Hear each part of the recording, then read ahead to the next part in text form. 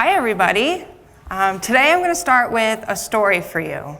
So I work at McDonald's, and this was probably about, I would say, 3 or 4 years ago.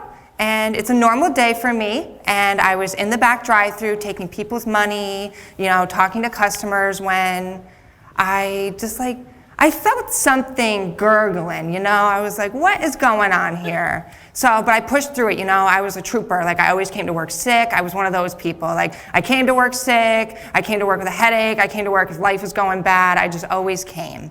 And I was taking a man's order when something just kind of hit me in the side, and I was like, oh no. And I started whispering to myself, Mason, you are not going to shit your pants right now. And so a customer comes up, and I'm always trained to go right to the customer, make sure you take the customer's order. And I'm taking the customer's order, and I lose all concentration, and I just start shitting my pants. It's like chocolate going down my pants, and I'm just standing there, and I'm just, oh no, what do I do?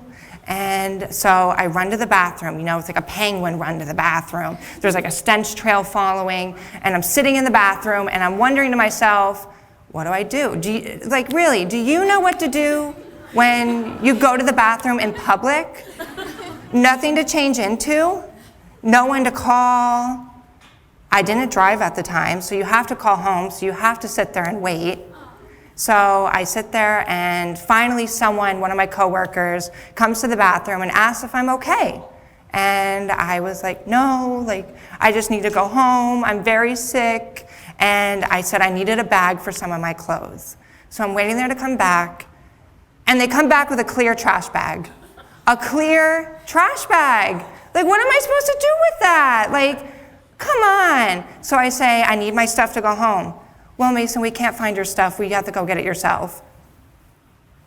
Okay, so I go back with my clear trash bag, go grab my stuff, and make the walk of shame out. Luckily, though, my aunt lives right next to my store that I work at, so I walk to her house, and I wait for my parents to pick me up.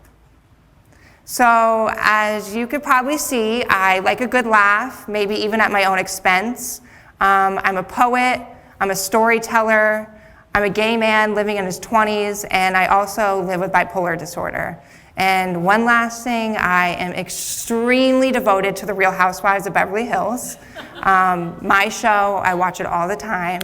But I definitely would say, I definitely would not always be someone on this stage right now.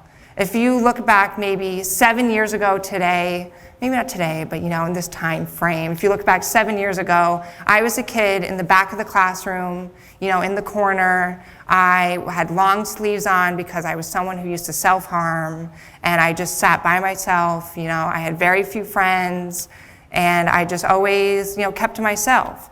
And I was in an English classroom when I learned about poetry. And when I learned about poetry, it opened doors for me. It made me feel as if I wasn't so voiceless anymore.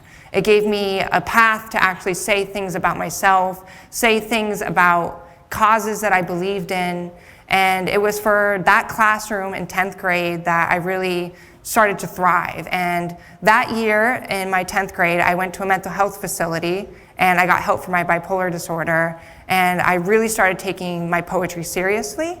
And I started writing about myself. I started writing about how I felt, and it really resonated with audiences, especially with poems like the first one I just showed you. It made me relatable to people. It gave me something to talk about. It also helped me, though, and it brought a lot out of me. And so I have another poem I want to share with you about bipolar disorder. My mind has split like rock, turned to canyon. There is still a lifeless boy screaming for help inside me. I am a monster of these gifts. How I can warp reality, touch like a god. How I could touch like a god.